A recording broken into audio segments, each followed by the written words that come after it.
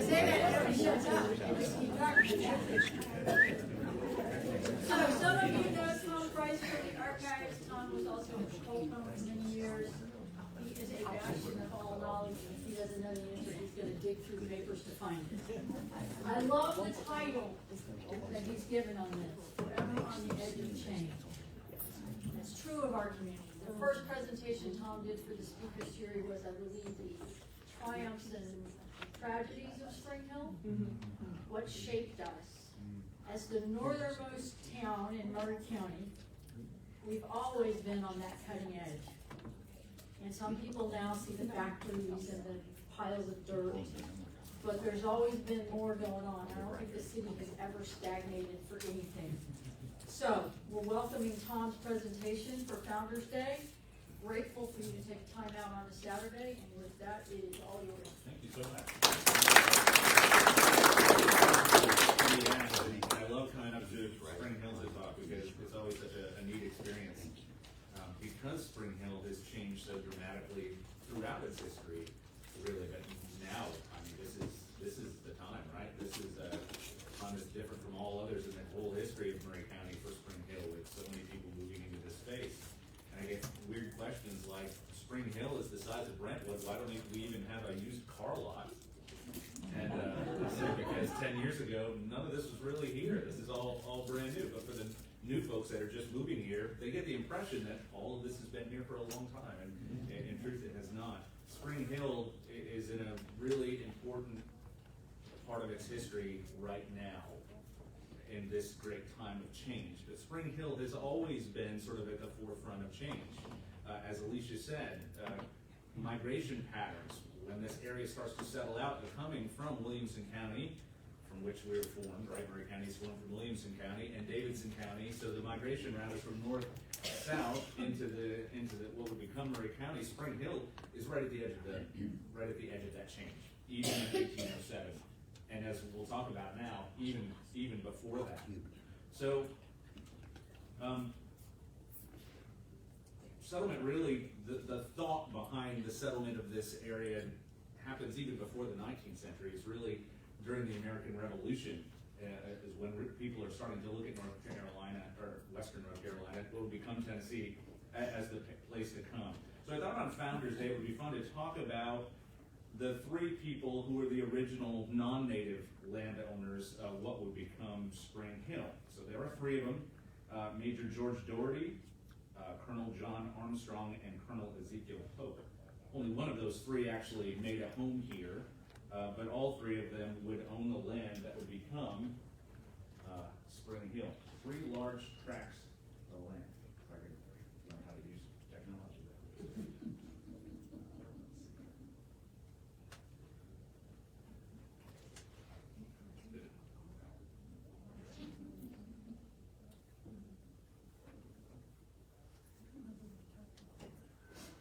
So the three of them combined, we can pull up a map so you can see.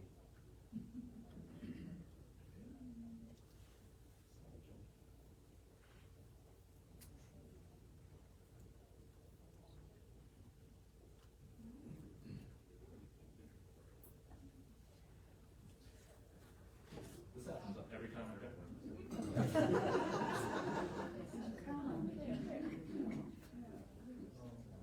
This is Spring Hill on the cutting edge. I want you to see the map. It's important for you to see how. Yeah, actually, we'll come back to this one in a second. Make it work. Maybe we can go to the next one.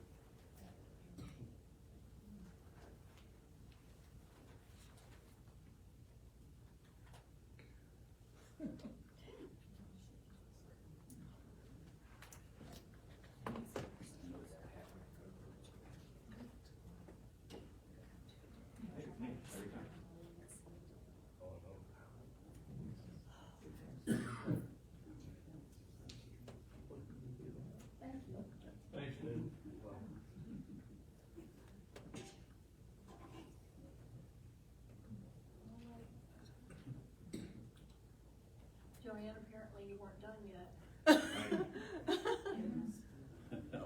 saved. Well, while she's working on it, we'll continue on. So those three guys with roughly 5,000 acre tracts of land held what is now Spring Hill between the three of them. The connecting point between those three large tracts, so 5,000 acres, that's roughly 8 square miles, right? So we're talking about big tracts of land that these guys own. Sort of that center point of those three properties are on the grounds of Grace Episcopal Church. So that gives you an idea where we're talking about when I talk about the culmination of those three properties. Before we talk about those three guys and talk about their biographies, let's talk about how land was acquired in this area. So from before the Revolutionary War, North Carolinians had their eyes on the lands west of the Appalachian Mountains. They allowed for purchase grants into what would later become Tennessee as early as 1777, so just as the Revolutionary War is getting underway. As payment for their service in the Continental Line, the North Carolina legislature created a military reservation. That was on the map, that was up there. That was roughly 55 miles north to south and 130 miles east to west. The southern line of that, which was called the Officers and Soldiers South Boundary Line, ran across Highway 31 today and what is Duplex Road and Beechcroft Road. That was the southern line of this huge tract of land that was meant specifically for payment for soldiers in the Revolutionary War. That's an important line as well, especially for Maury County, because as they start to survey all of that, that boundary line was the most accurate point that they had. And that's a big deal, right? When we're talking about large tracts of land, having a survey that's accurate is key. And as we'll talk about in a few minutes, a lot of these weren't very accurate. You'll see how they come about. In 1783, entry taker John Armstrong's office opened in Hillsborough, North Carolina, for redemption of war provision certificates and specie issued during the war and for sale of the western land. Ignoring Native American rights, the entire western area, now Tennessee, was open for sale. So this is 1783. Except for that military bounty land reservation that we just mentioned. Tennessee and the extreme southeastern corner of the state, where the Cherokees lived, was also excluded. North Carolina Legislative Acts of 1780, 1782, and 1783 established the military reservation, which covered much of the area originally designated as Davidson County. Now, the way the settlers acquired the land varied a great deal. But for the three men who we'll talk about today who settled Spring Hill, the process of receiving land was not an easy task. After the claimant selected or located a desired tract, he paid the necessary fees and registered his entry in the appropriate entry taker's office, where he obtained a warrant authorizing the survey. The plat, which was an official scale drawing drawn by the surveyor, and the survey, which was the legal description of the boundary lines, together with a warrant, which was the owner authorization, were forwarded to the Secretary of State of North Carolina, who issued the grant. Registration of the grant in the county where the land lay completed the process. Litigation brought about by overlapping boundary lines later clogged the courts, as you can imagine. So I'm going to show you what these three land grants look like, I hope. I want to come up here and look at this. Did you pull it to the desktop? I would try that. Save it.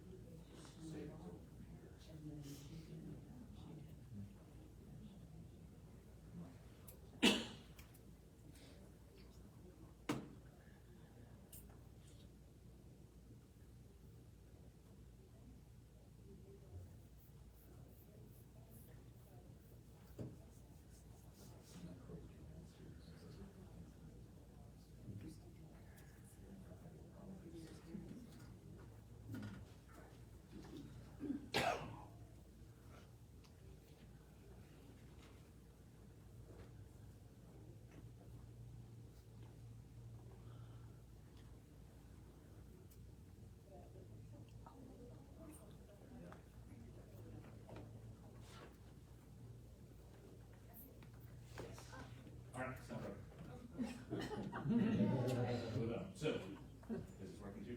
I don't know. It is. So, this is a map from Masters per year and Wright Thoroughfare per year, which is created these 3 volumes. If you don't have these, check them out at the library. I'm sure you have them here. They're incredible. They went back to all of the original North Carolina land grants and put them on a modern map so you can see how it's a huge amount of work, mind-boggling amount of work that they did to make that happen. This is the center of the 3 properties. Here we are, 5,760 acres of Colonel John Armstrong, who I've been mentioning because he was an entry taker in North Carolina. We'll come back to that in a second. That's going to be a problem. Major George Doherty here of 4,800 acres, and Ezekiel Polk's 5,000-acre tract here. Again, that's roughly 8 square miles of territory. Spring Hill is here. This is about where Grace Episcopal Church is. It's sort of the backyard of Grace Episcopal Church. It's sort of the culmination of those 3 properties. So they're the first original landowners, non-Native American landowners. This was all, of course, Native American land, mostly considered Chickasaw property at that point in time. But this is where it gets complicated, going back to what we were talking about. So here they are. So here's the military reservation that was laid out in North Carolina. So they're separating that out. That's specifically for payment for Revolutionary War soldiers. Then you have Cherokee, the Cherokee Reservation, that was excluded when they opened in 1783 for land sales in North Carolina. And then this is all Native American land as well, but it's pass-through land. The Cherokees never had real settlements here. This was sort of hunting grounds, pass-through lands for them. So unlike in the Cherokee areas where they had towns and cities, the rest of the area in Middle Tennessee and into West Tennessee, now as we know in West Tennessee, was not really settled by Native American tribes. So when they open up to sales of lands in the 1780s, this is the land we're talking about. So excluding those 2 areas specifically. So let me show you.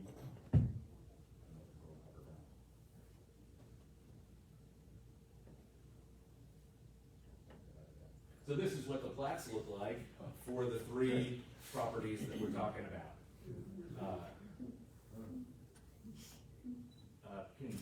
I can draw these. I'm no surveyor. Math is not my friend. But this is the best that they had. And they are to scale, at least they said so. And these all hold up in court as well. So it's roughly all of these are, if you look at them, look at the shape. Let's look at Ezekiel Polk's tract. Pretty much a square, aligned, kinda. This line isn't exactly right. So they're a little bit tricky, and it's no great shock that James K. Polk, of course, who's Ezekiel's grandson, is going to spend the bulk of his legal career in the courts sorting out land disputes. That's a big part of the Polk story. But these are what the plats look like. And this is what the survey said. So this is telling us specifically the land. So this is Ezekiel Polk's 5,000 acres on the north side of Duck River, grant number 75, issued 10 July 1788, state of North Carolina, Middle District. That's what Tennessee was at that point in time. This area specifically was called the Middle District. By virtue of a warrant from the state entry taker number 635 and dated October the 28th, 1783, I have surveyed for Ezekiel Polk 5,000 acres of land lying on the north side of Duck River, beginning on the officers and soldiers south boundary, which you know exactly where that is now, at James Polk's northwest corner, another James Polk, they like to reuse the names over and over again, and runs thence with this line south 444 poles, crossing Rutherford's Creek, 832 poles, crossing Matthews Creek, 862 poles, crossing a small creek at James Polk's southwest corner, 958 poles to Mulberry and Ash, spell check, that's a tree, an ash tree, not ash, but ash. Thence west 54 poles crossing a small creek, 104 poles crossing a small branch, 440 poles crossing Polk's Fork, 568 poles crossing a large branch, 700 poles crossing a small branch, 886 poles crossing a small creek, 880 poles to a white oak and elm, thence north 862 poles to a large poplar on the boundary line, then with the line to the beginning. Signed William Polk, surveyor. That's his brother, by the way. That's no problem, please spare some actions. That's all one sentence. That's one big run-on sentence is what that is. And so if you match that with, of course, the drawings that we have, that's what they're describing. It's a problem, as you can imagine, right? You're using tree markers and rocks. Good luck finding those again. And that's what we do with the archives all the time, quite honestly. We have a lot of people who come back and want to know the properties of the histories of their properties, and they want to go all the way back to the beginning. So it's very difficult with some of these lines where, you know, obviously the elm and the ash are no longer standing. But that's how the process is done. So it took a fair amount of work to acquire this property, but there's a problem in that this is part of North Carolina. In North Carolina, after the war happens, after the Revolutionary War ends, they're trying to figure out how are we going to create a new space in western North Carolina that's going to become Tennessee. You have a question? Oh, yeah, I hear a couple of people asking, what's a pole? I mean, obviously it's a distance, it's a Man, measurement. I was writing that this morning as fast as I could, and I go, somebody's going to ask me what a pole is. I ran out of time and didn't look. I'll find out for you, though. It's a unit of measurement that was standard. Poles and chains were the standard measures, and the surveyors were back then. I apologize. I had good intentions, but you know what they say about intentions. So in 1784, North Carolina accepted fees for the transfer of title to individuals for much of the area that would become Tennessee, following the example of other states that credited their western lands to the newly formed Confederation of States. North Carolina also offered to cede its unappropriated western land, Tennessee, in 1784. Although withdrawn before it was accepted, this offer permanently closed the John Armstrong office. Remember, John Armstrong is one of the landowners here as well. Besides being the entry taker, he's speculating in land in Tennessee. A second cession made in 1789 paralyzed Tennessee land grants. Unlike North Carolina, the United States did not permit the occupation of territory not obtained through treaties, meaning the Native Americans that officially owned this land. This left most of the state free of settlement until 1805, when the Treaty of Tellico was signed, that allowed people to settle north of Duck River, and the Treaty of Washington in 1806, which allowed people to move south of Duck River. So there's a problem, right? So as early as the 1780s, these people are buying up huge tracts of land in what would become Tennessee. When Tennessee, still North Carolina, is ceded to the federal government, they're not allowing anybody to move here. So all these people have spent all the money on all of this land, and they can't legally move into this space. If you're speculating, that's making you nervous, right? Incredibly nervous. So these are the treaties. So the military reservation we talked about already. Third Treaty of Tellico, the Chickasaw Cession, 1805. So this was all considered Native American land here. Settlement happens in the light blue, and then the treaty in 1805 is the green section in the middle. In 1806, just a year later, we have another large cession of land by the Chickasaws, and all of this green space becomes, and sort of the Duck River is the line of demarcation there. That's in 1806 when people could cross south of Spring Hill, cross the Duck River, south of Duck River, and it's just within a year, 1807, right, that Maury County becomes a county. So many people flood into this area when the treaties are signed. They're ready to get here. They've had these lands already. A lot of these people have owned this land for 20 years up until that point in time. So when these treaties happen, they're coming quickly. So Maury County is formed in 1807. So who were these first three settlers? George Doherty, John Armstrong, and Ezekiel Pope. Collectively, I think they represent really that first wave of expansionists who are speculating in land so much.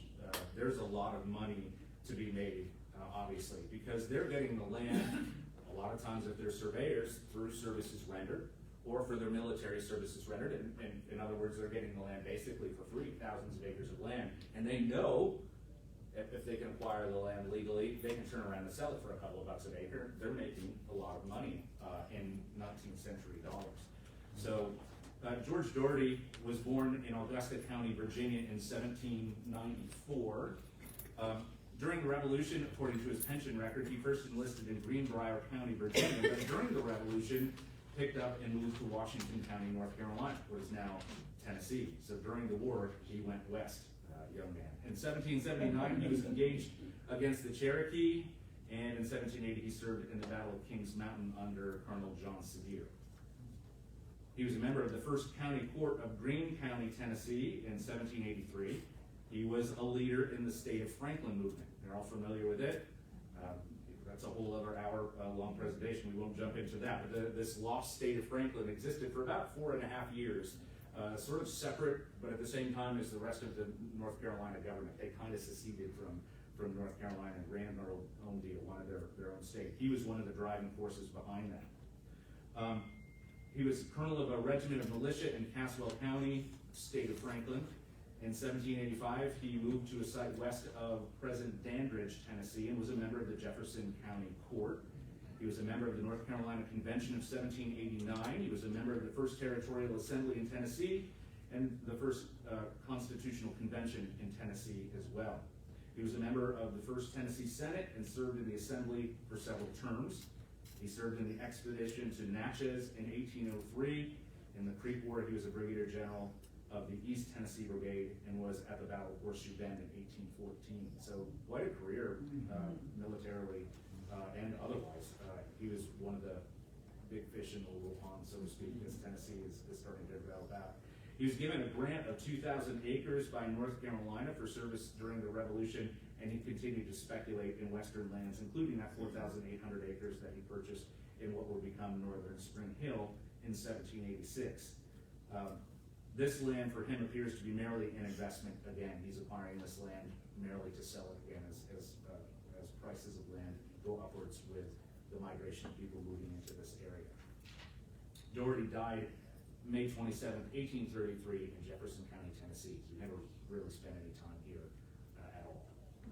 John Armstrong, so Doherty, we'll move on, go back to Doherty's land is sort of North Spring Hill. If you own land north of Spring Hill and into Williamson County, that's your first home.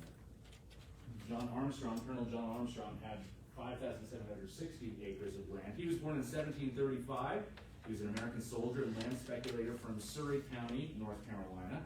During the Revolution, he led units of the 2nd North Carolina Regiment of the Continental Line, advancing to the rank of lieutenant colonel. He was in command of the 2nd North Carolina Regiment at the Battle of Eutaw Springs in September of 1781.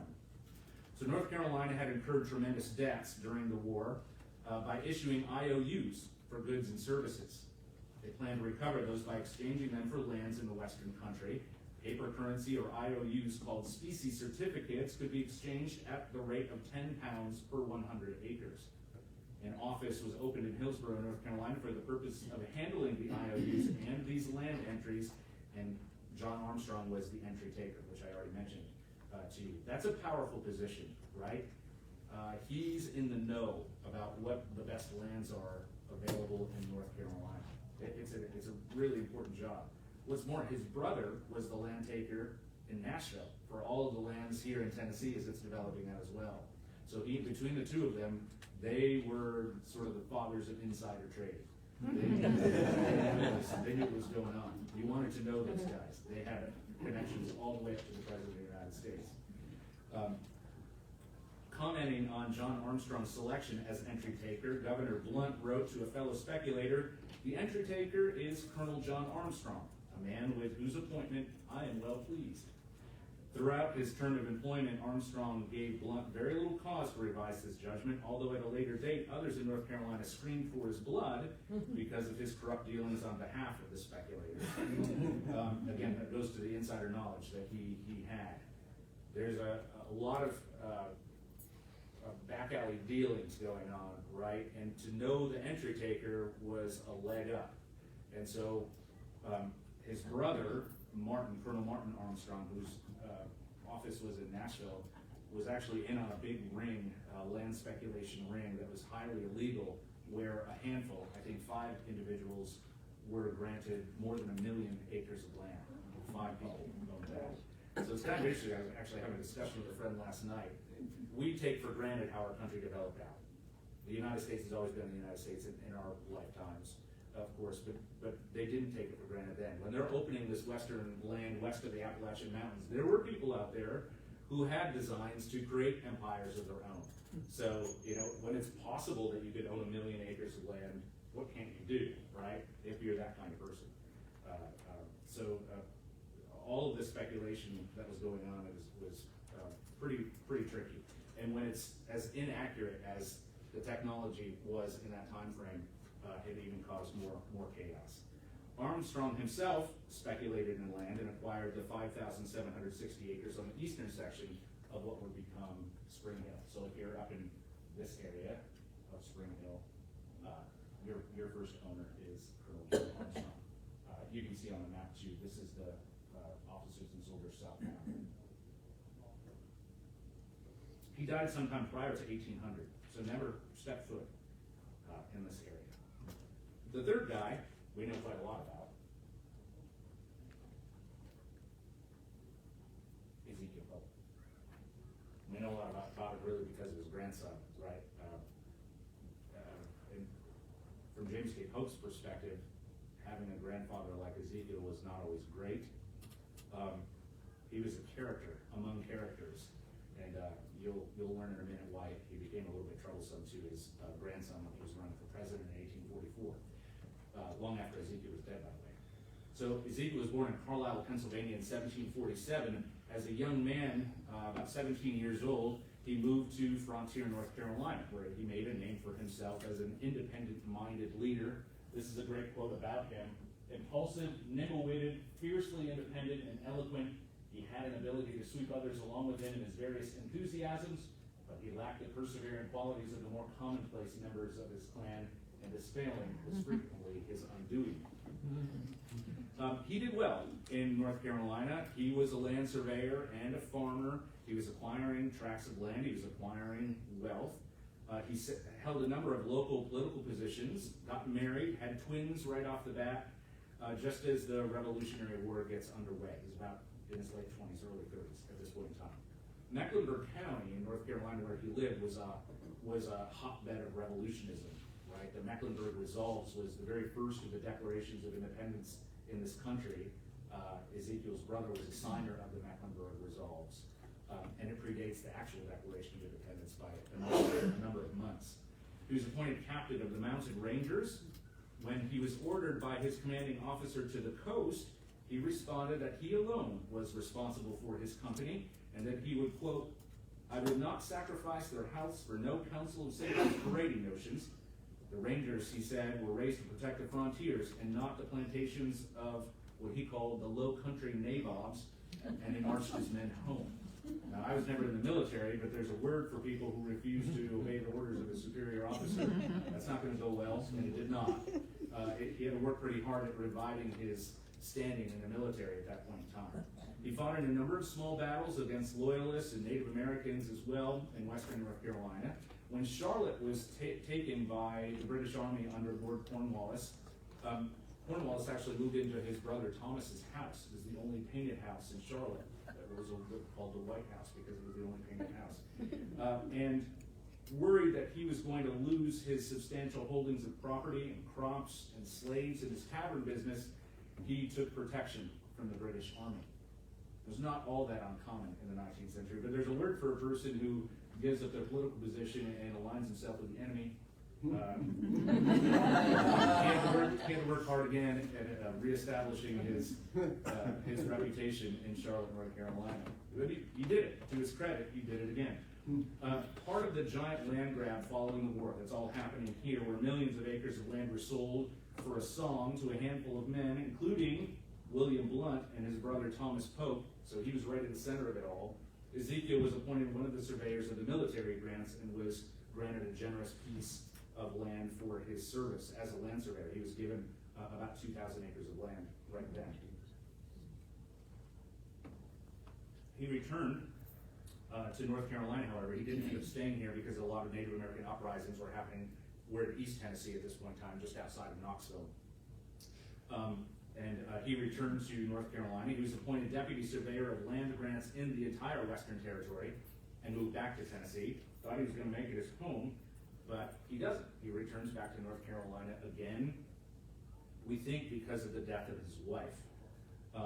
This is where we get a little bit of a glimpse of who he was. He wrote her epitaph, which was carved on her tombstone.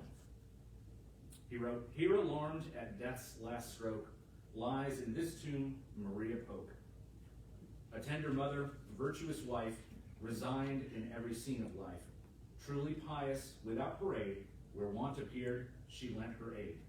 to heavenly courts she did repair, may those she loved all meet her there. That's stanza 1 of 4 that was all inscribed on her tombstone. It's an amazing document. He was obviously very devoted to his wife, but he married about a year later. and really his troubles with his family would continue. He lost several children. Here's an epitaph he wrote for one of his children who died. Beneath this slab lies here interred an innocent that never erred. I want to say erred. A mother's hope in racking pain, a 6th time blasted are again. So 6 children he lost to this second wife. So that's the stillborn son of Ezekiel, April 2nd, 1793. So he lost a bunch of children. He would eventually marry 3 times and have 14 children that lived to adulthood, who were the progenitors of 92 children themselves and 307 grandchildren. Ezekiel Pope fills census records all by himself. His last child he fathered at the age of 71 years old. Prompting his son Samuel, James K. Pope's father, to say, "Is he not a strange old man?"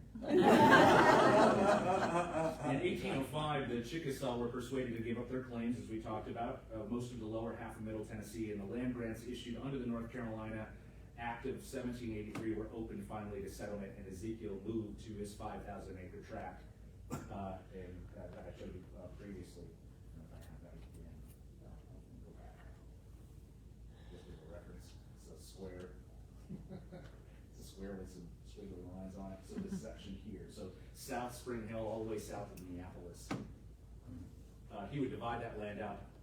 After he settled here, he started writing to his children back in North Carolina, all 14 of them, saying, if you want to find real prosperity, come to Tennessee.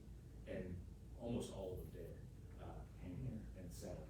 So he gave half of his 5,000-acre tract to James K. Pope's father, Samuel, who packed up his 10 children, well, 6, I think, at that point in time.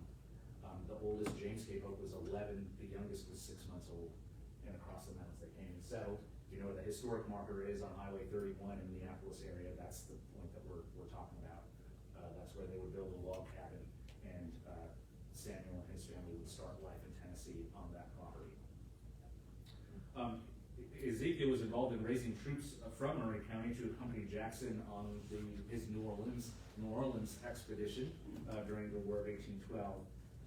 By 1818, as the last major section of Tennessee was cleared of Indian claims, at age 74, Ezekiel picked up again and moved west, clearing lands and putting up cabins. He helped create Hardeman County and the town of Bolivar, Tennessee. He was preparing to build a large pillared house. It would be the first in his life that wasn't a log house. He was gathering wealth really for the first time after all this life of moving westward, and looked forward to sort of becoming sort of the gentleman farmer at that point in time. He was going to call the house Mechlin, but he died before it was built in 1824. Once again, he took to the task just before he died of writing his own epitaph this time, and it's a good one. He wrote, "Here lies the dust of old EP, one instance of mortality. Pennsylvania born, Carolina bred, in Tennessee died on his bed. His youthful days he spent in pleasure, his latter days in gathering treasure. From superstition lived quite free, and practiced strict morality. To holy cheats was never willing to give one solitary shilling. He can foresee, and for foreseeing he equals most of men and being, that church and state will join their power in misery on this country shower. The Methodists with their camp bawling will be the cause of this downfalling. An error not destined to see, he waits for poor posterity. First fruits and tenths are odious things, and so are bishops, tithes, and kings." That's on his tombstone. Wow. That bit about the Methodists is a problem when you're running for president of the United States. That's a pretty big voting block for James K. Pope. So the tombstone disappeared for a little while. Reappeared right at the turn of the 20th century, and you can see the tombstone in Bolivar, Tennessee today. So quite a character. He is the quintessential frontiersman. right? Constantly moving west. As the frontier goes west, so too does Ezekiel Pope. And with all of those children, of course, they're the major landholders in West Tennessee as it's opening up. Butler, Tennessee is filled with Popes. They might have different last names, McNeils and Alexanders, but they're all family. The whole town is full of them. And again, with all of this land speculation that's going on with these large tracts of land that are next to impossible to identify based on trees and rocks, James K. Pope would make a fine living as an attorney trying to figure out the problems of all of those land tracts. What's, I think, the biggest legacy out of this story, and it fits all three, but Ezekiel Pope specifically, is a kid like James K. Pope who goes on the greatest adventure of his life at 11 years old, crossing the mountains to settle in this area, and having a father and a grandfather who are land surveyors. He's learning early on that with land comes wealth, right? There's always more wealth over the next western hill. And so by the time Polk is running for president, and the great political catchphrase of the day is manifest destiny, right? That is God's will that the country should stretch from the Atlantic all the way to the Pacific Ocean. James K. Polk is running on that, like he's the man for the time, right? I think Polk is considered our expansionist president. He brings over 800,000 square miles of territory into the possession of the United States. If you think in your mind's eye map of the United States, everything from Texas to the Pacific Ocean comes in during his tenure. It's not by accident. I think it has everything to do with Spring Hill, Tennessee. That he's growing up here, and this is the western frontier, and he's seeing firsthand what land acquisition means. And it meant something to his family, it meant wealth for his family, but when you're looking at it from a presidential point of view, right, it's the same thing for his country. He sees vast amounts of wealth that will come with the expansion of our country westward. He's not wrong. In his last State of the Union, he announces that gold was discovered in California and has a huge impact on the American economy. The shape of our country, I think, has everything to do with Maury County in the time because of James K. Pope growing up here and seeing what frontier actually meant. So those are the three. Those are the big three, and that's how Spring Hill sort of gets its start. And it's been subdivided and subdivided and subdivided for 200 years after that. And that's a big part of what we do at the Maury County Archives now is trying to figure out how it was done and following those tracks, reading those deeds every day. It's actually a lot of fun. It's pretty tedious. I'm not going to lie to you about that, but it's really fun. We're pretty successful. I have an incredible staff who love the tedious work, and so they'll dig into a deed and work it out. So Tom, I was trying to think. I've looked at this before, and yes, we do have these books. We have all 3 copies here. To give people some perspective, since I know some of you are new, the Armstrong property would essentially be Autumn Ridge, I believe. I'm going off of speculation of my own. The Doherty property was actually settled by his son-in-law, George Bond, Right. William Bond, sorry. And that's up around Campbell Station. And in fact, in Campbell Station off of Buckner, George Doherty's grandson, Thomas Bond, he was the first Caucasian child born here in 1809. There's a cemetery up in Cameron Farm where he's buried. The Historic Commission is currently involved in a cemetery project trying to identify and GIS. Young Betty Jett in the back is helping us, and that cemetery sits in the middle of a subdivision. I didn't know it was there, which doesn't say a lot, but it's important to recognize that that was one of our first settling families. So that would go north to sort of Wilkes Lane and Chick-fil-A and the infamous silo, if you want to put it in modern terms. If you go south on Ezekiel Polk, that's essentially Southern Springs. And down that, I don't know if that helps you with perspective. Clearly, it doesn't look like it looked on that line. But interestingly enough, I believe this is Kedron up above my finger. And if you follow this curve, that is almost exactly where Kedron Road is now. It's hard to read those things, but just to give you some perspective. Any questions for Tom? Well, that's got to be a farce from this group. I didn't bring my phone, so I can't tell you how much a pole is. 16 and a half feet. Thank you. Alicia, back over here. You have a question? Alicia. Question? Somebody had a question. Do you have a question? Sorry, yes. I was pointing out some stuff. Oh, Sorry.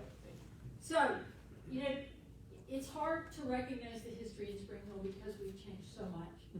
And there's so many piles of dirt and houses and so forth. But this history surrounds you. And if you look at some of these atlases and look at some of the lines, like I just pointed out, Kedron, you can begin to see some of the places where this community was founded, some of the people it was founded by, a lot of insider dealings, obviously, and the Polks and the Bonds actually were a part of this community for a very long time. If you go down to Columbia to Rattle and Snap and William Polk and St. John's Ashwood, we've talked about that in some prior sessions. That's Polks were rather prolific. Yeah, here's Thomas over here, James over here, they're all throughout. Yeah, and if they weren't brothers and sisters, they were cousins. Tom, thank you. This is what Thank we're you. looking for.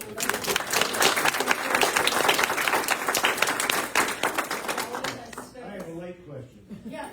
He was introduced as an archivist. What is that? I'll leave you the answer. I never heard of an archivist. An archivist is a person who runs an archives. So Maury County is only one of a handful of counties in the state of Tennessee that has all of its records, from the formation of the county in 1807 to the records that are generated on the clock. We have them all. We don't have to guess at our history here because we have that great luxury, and that's not common, really, throughout the country, but it's certainly not common in Tennessee for a whole bunch of different reasons. So we're in charge of those records. We preserve those records and make them available to the public, so you can learn this stuff as well, if you want to. It's one of the reasons Joanne, who is not just the head of the African American Heritage Society, she's the Maury County historian, the official Maury County historian. She spends a lot of time at the archives. We know these stories, right? They're incredible. I can tell you a secret. Joanne doesn't even know this one. We came across last week. We're uncovering unbelievable stories all the time that are nationally significant. In the 1820s, there was a Maury County Manumission Society. This is how complex history is. We have preconceived notions about, what Tennessee was like prior to the Civil War. Slavery was rampant, absolutely was. But it ran the gamut here from really hardcore slave owners, but in the 1820s, there was a Maury County Manumission Society here who sent their constitution to the American Manumission Society during their national convention. They sent it back saying those people in Maury County are a little bit radical with us. That's an amazing thing, right? In the midst of enslavement that's happening here, because our economy is so ensconced in enslavement. Maury County has some of the finest growing land in the country. Combining that with slave economy, Maury County was the wealthiest county in the state of Tennessee by 1860.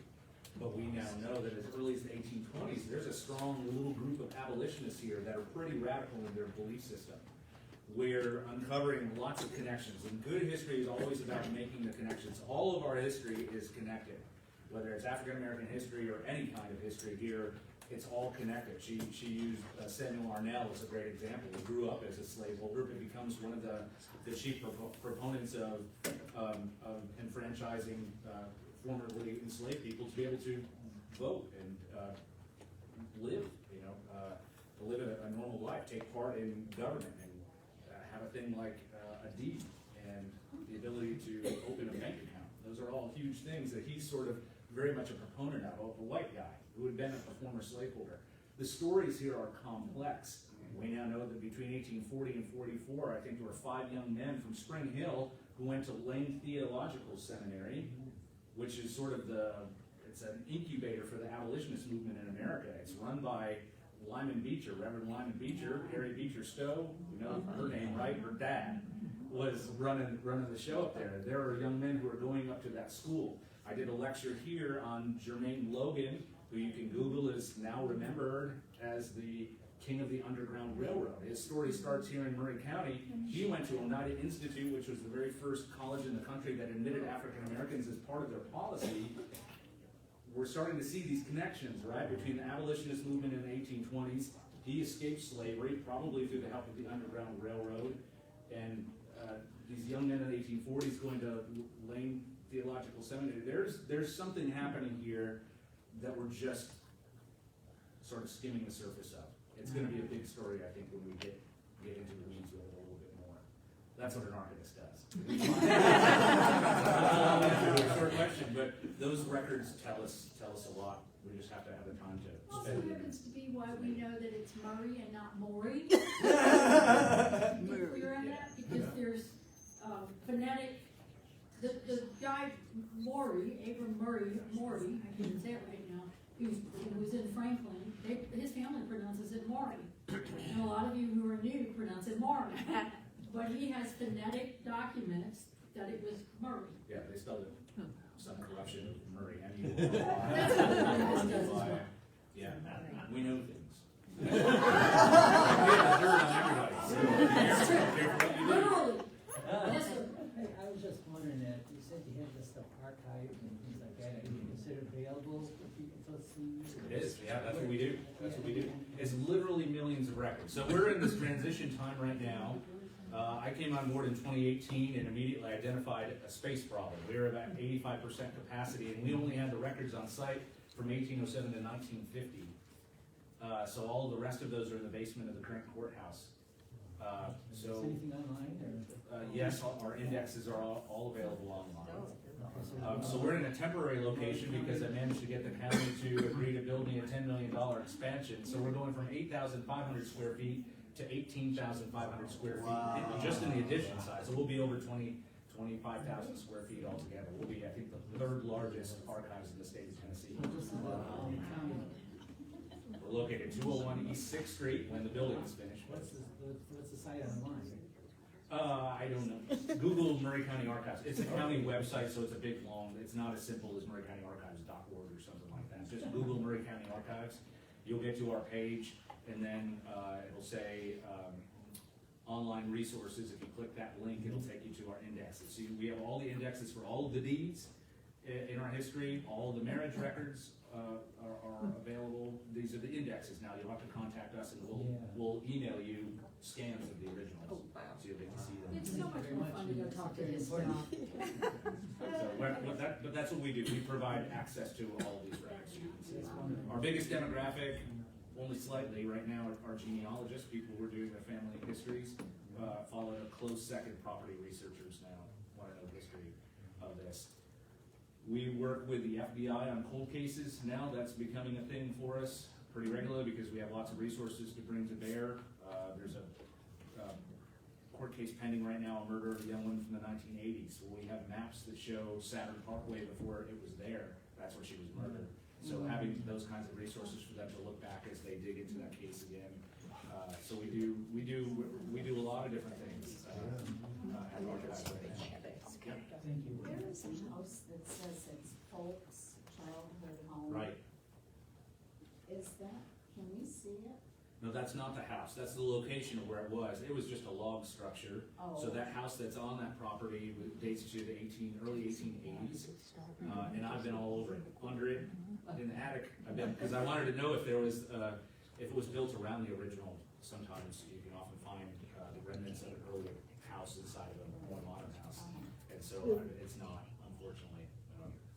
But those are the things to notice. Those are the things that are still here. They may be buried in trees or look pretty ramshackle, but that's all a part of the story. Cemeteries, that keeps me awake at night. With all the development that's happening now. No, literally. How many cemeteries are in Maury County? Do you guess? Over 600. Yeah. Over 600. The vast majority of them are just small little family plots behind houses. And as all this development happens, you know, I get calls pretty regularly of, I want to build a house where this cemetery is. How do I move it? So I have to tell them about, you know, the laws regarding that and what that means, and then we hang up and I'm thinking they're moving those stones to me. You know, it makes me very nervous about that, and it's happened, and that's how I know. That's why I guess. So that's a big one that we do right now. Okay, We worry. That's what we do in our archives. We worry. That's what our archives does. We appreciate y'all being here. The yellow shirts are gonna take a lunch break. We're gonna pick back up with Gwen at 2. I hope this session was beneficial. Gwen is at 2. Who's got the schedule? I have the schedule. Joanne is back this afternoon as well. So thank you all. If you want to stick around, feel free to stick around, but we're lunch break.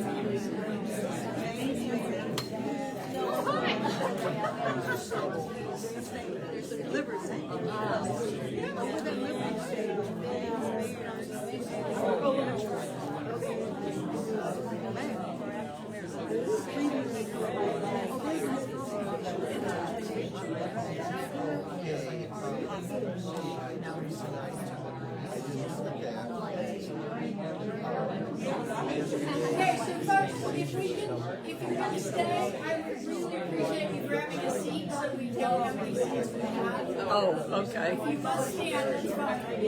Oh, really? That must be the same chair. Did you get a chance to say hi to Naomi? Not yet, but they'd like, where do you want to sit? I'll sit I'm gonna get with Alicia. So, when was, They put up they did the printing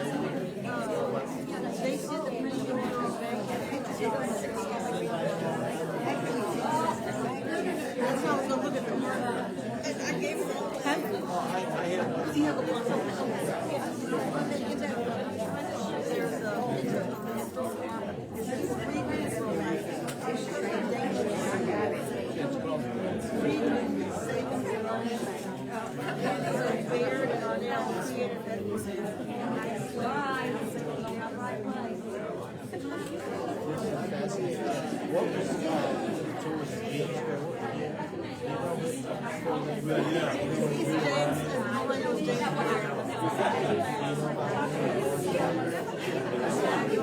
Right, yes. But I'm sure it was more, if it was better now.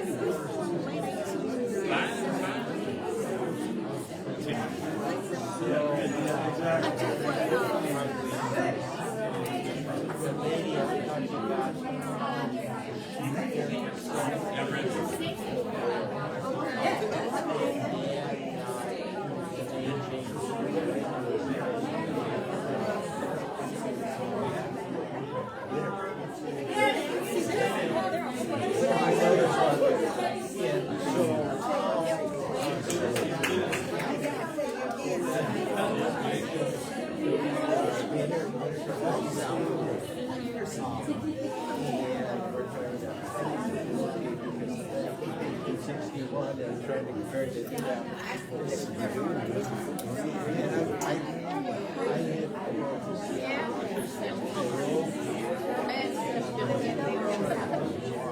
So, but this is the first time.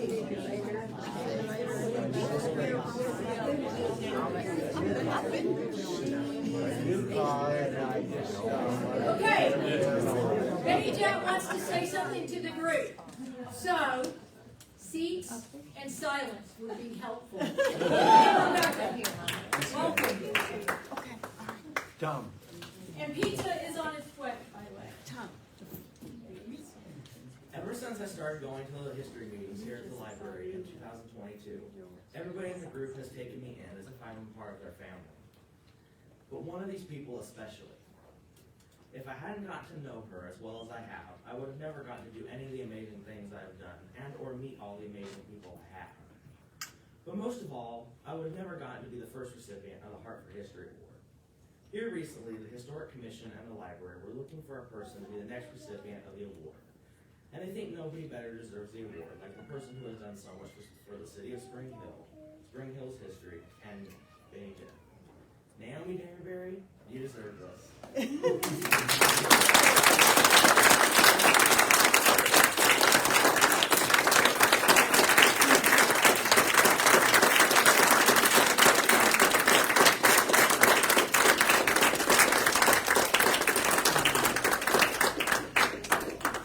So now somebody put something up so she can't throw anything at the rest of it. Thank you all. All right, so Benny just did the heart for history. The history, I'm going to get wrong, because Naomi has had her fingers and head and heart in so many things in this city that I can't keep track. And that includes 11 p.m. late night text with Corinne and Naomi about, hey, you recognize this house? Where was this property? Even today, in the hallway, there are suggestions of, where can we put a museum? Naomi's brain never puts working, which I'm grateful for, because she's also brought me into this crowd.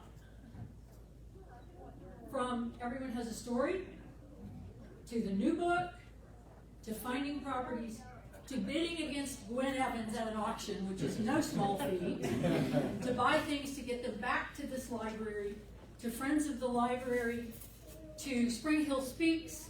Nan and Naomi and I have talked to so many folks. It always took us 10 minutes to figure out how to work the camera. I'm still not quite sure we've worked it. Naomi's been a part of all of that and continues to be this force of nature to help us gather and preserve our history, and most importantly, get a new library built so that we can keep it there. So Vinny, it dawns on me, Jim, where'd you go? There you go. It dawns on me that we might have actually given Naomi the wrong certificate. So I'm going to do a very Alicia thing and ask Benny to take your certificate back.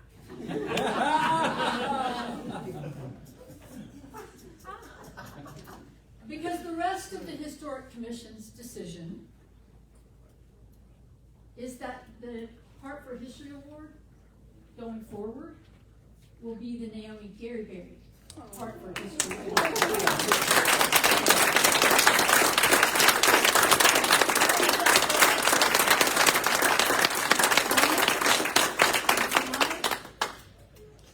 Naomi and one other person were actually at the top of the list 3 or 4 years ago. And instead, she pushed for young Benny Jen, which is appropriate if you know Naomi, that she's pushing for everybody else to get recognition. So, this is about 3 years overdue, but we wanted to do it in this forum because many of you have known her for far longer than I have. You know what her work ethic is, you know what her heart for this town is, and now we have an award that will continue forward. So, thank you, Jim, for doing that. Thank you, Naomi, for looking at me like I was crazy to do that. And pizza's on its way, so please enjoy talking with each other. Oh, perfect timing, David.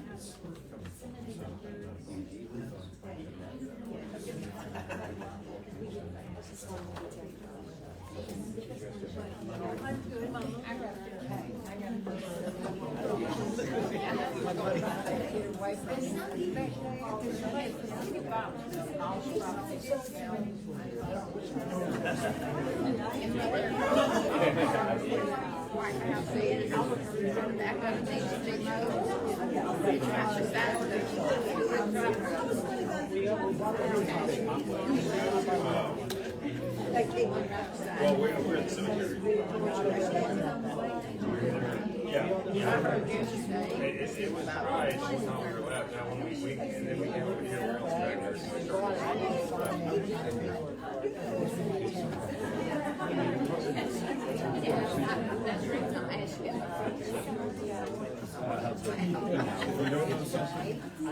I heard believe we can sit here and separate. Maybe by then. Maybe, we just gotta do it because we talked to your dad. Build a nice wooden fence there, so we can call it. Yeah, we were always, that neighbor guy was there. He hasn't, it's too bad. Remember the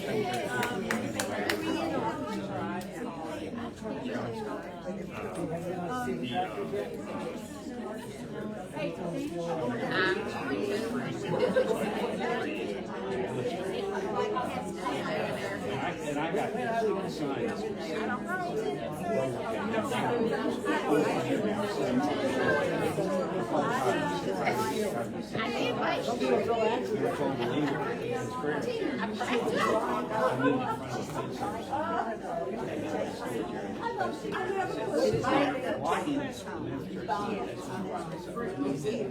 They can do what they want, probably sit there and sit there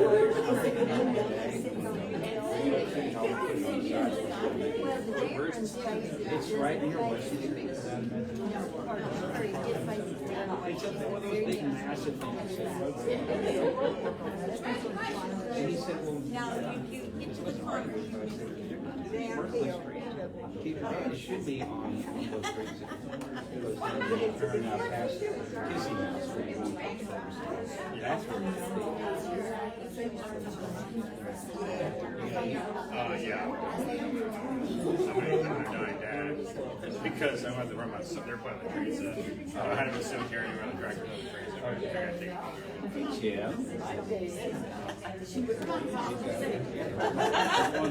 Yeah.